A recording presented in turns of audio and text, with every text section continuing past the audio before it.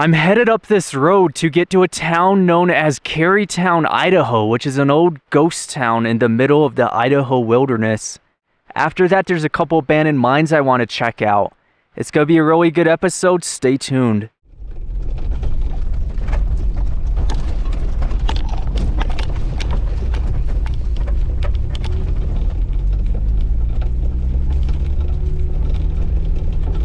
Here I'm traversing to the ghost town. The road is badly washed out, and I'm likely one of the first ones this year to come out here.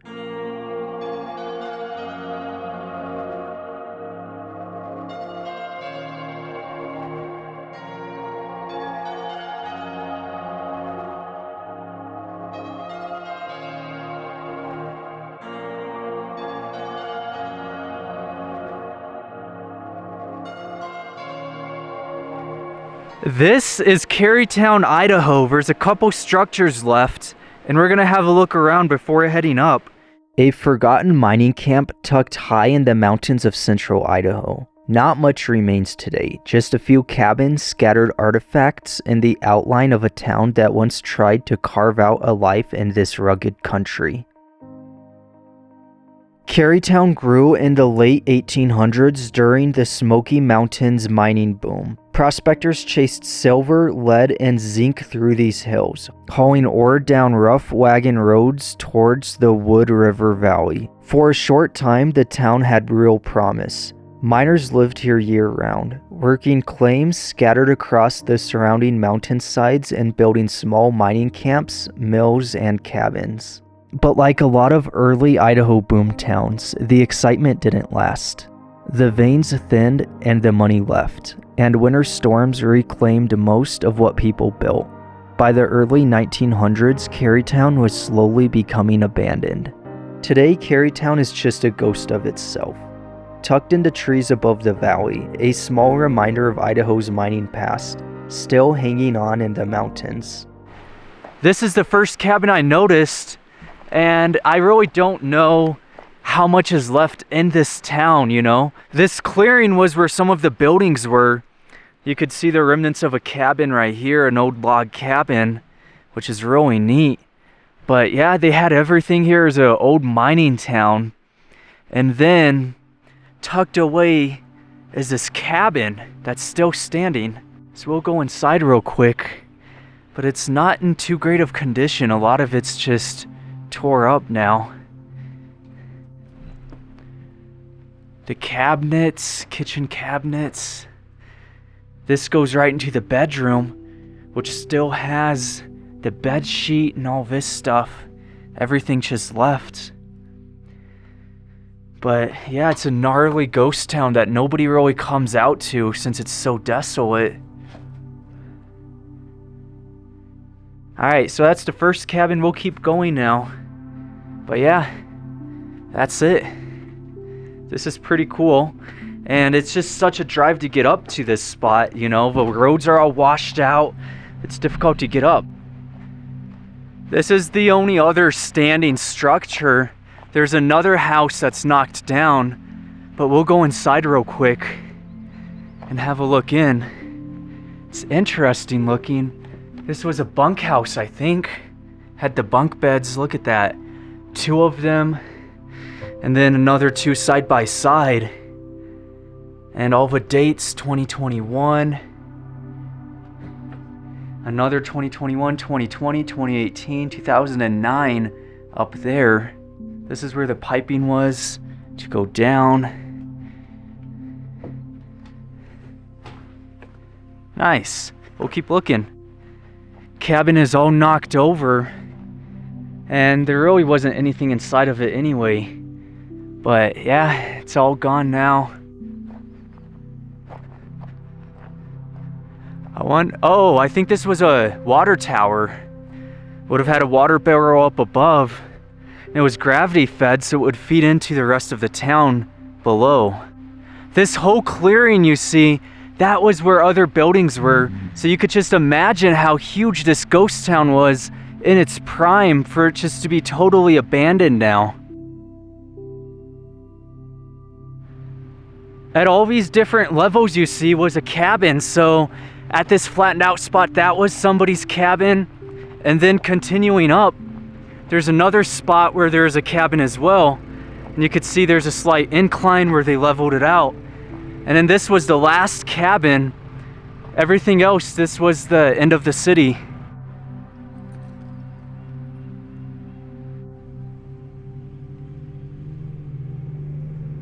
Just for point of reference, the town we just looked at is way down there, and now we're headed to one of the mines, which is gonna be up this road.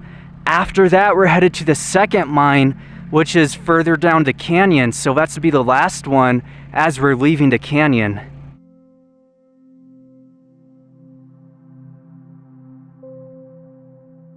Those mountains way over there still have snow in them. And just for point of reference, to the right of me, if you continue about, I'd say 80 miles, you're gonna hit Montana.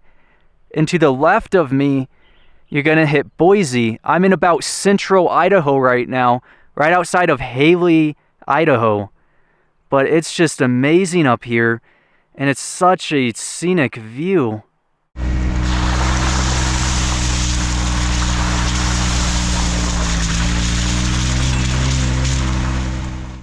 I ran into this logging area right by the mine. There's a ventilation pipe for the mine itself, but they just logged all of these and shoved them in one spot. Couple seating spots. This was likely a wildfire management area where they cut down all these old trees to let the new ones grow and to prevent any type of wildfires with all this old wood. So this is where they stacked them all up.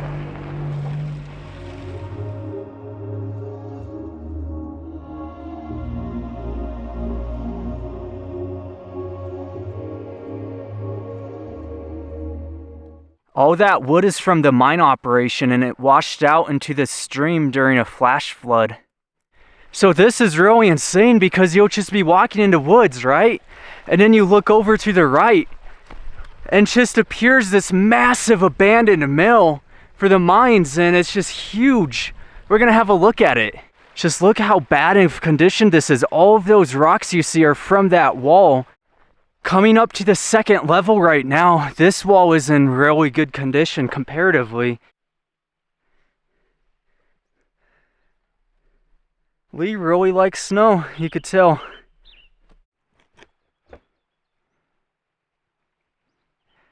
So that's it for this second level. And if we look down, just all decayed away. And we're gonna keep going up and kind of just do this mill real quick. There's even ore bins right at the top, which is pretty cool. Those are the stairs. That's how you used to be able to climb up. They're all decayed away now. This third level is just all gone, much like the two others. There's the massive ore bin.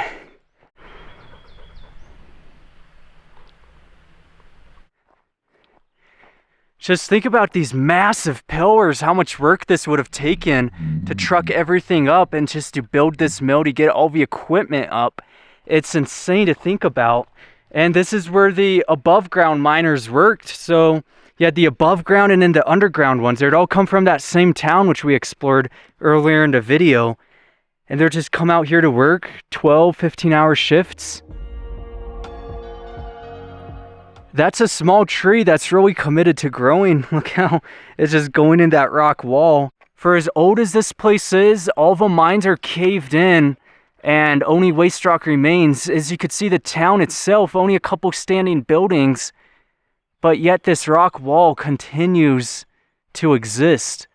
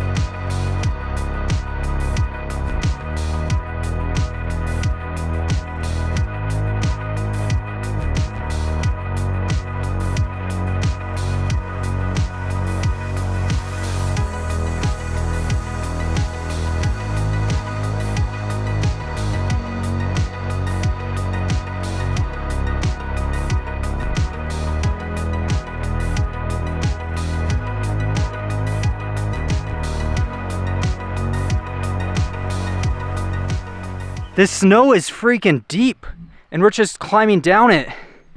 What's up, buddy? Let's get down. So that's one of the mines that used this mill, and the reason why I'm not really looking at any of the mines is because they're all collapsed in. It's just waste rock, and that's it. There's no portals left. After exploring the Silver Star Mill, I dropped down into the next canyon to check out the Galore Mine. It sits lower on the mountainside, separate from the rest of the workings. I've been driving up this road. I crossed a gnarly river, and now we're at the first remnants in this canyon of the mine operation. This was the mill and ore bins. Further up is where the mines are going to be, so we're going to check all of that out.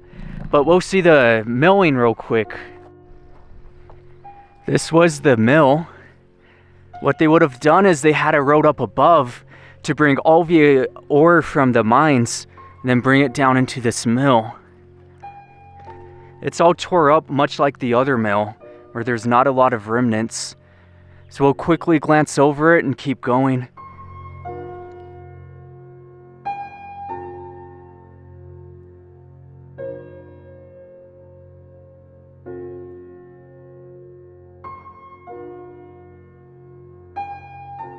This little operation was first discovered in 1882, and miners drove a handful of short tunnels into the limestone, looking for silver with some lead and copper mixed in. It never became a major producer, but records show a few hundred tons of surprisingly high-grade ore eventually came out of here.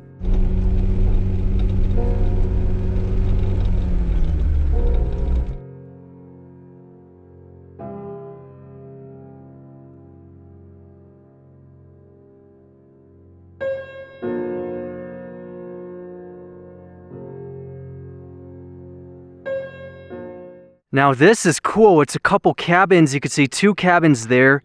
On satellite maps, I thought this was an ore bin, and I didn't even see those cabins on satellite maps because the trees are covering them. So I was really surprised coming up. And I thought that was an ore bin, but instead it's a bunkhouse. I guess we'll start with this cabin and go through. And just check it out. All the natural decay going on. And this is an area nobody really comes out to, which is pretty cool. To the left, that's an old bed spring. I'm gonna go in, you guys. Gotta look around. Just a giant cabinet. And they just built it to fit in this place. You can see up there. What I think is neat is look how this roof is, where it's kind of crooked and it's buckling. That's just a sign it's gonna collapse in soon. But it's made out of these massive wood timbers, which kind of just preserve it, keep it strong. If you ever see a giant pile of wood like that in an attic, you know, it's either crow's nest or pack rat. But pack rats, what they're doing is they're take all that wood, build their whole nest out of it, and live right up there.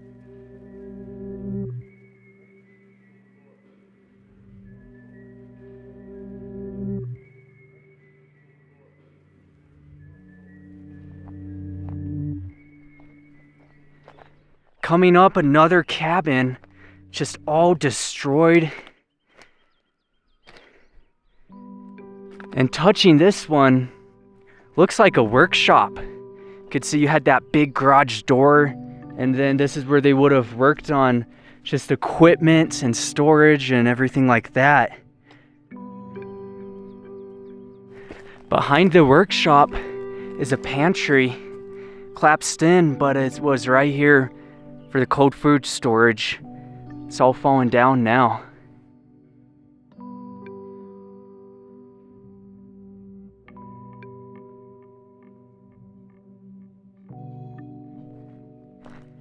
I like this shingled roof.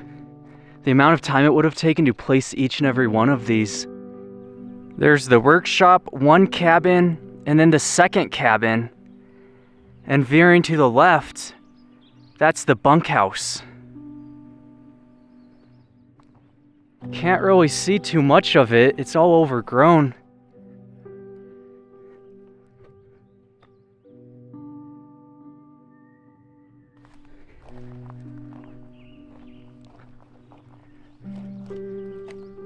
This was another big room.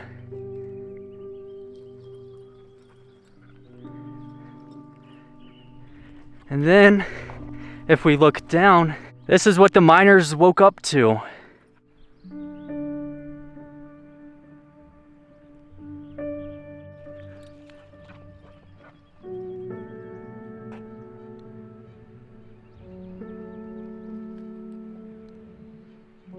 If you continue up this road, there's 2 mine adits, but they're both collapsed in. They're long gone. All that remains is the production and the residential side. We saw the production side at the beginning with the mill, and then there's just this residential area. But that's it, so we're gonna head back down now.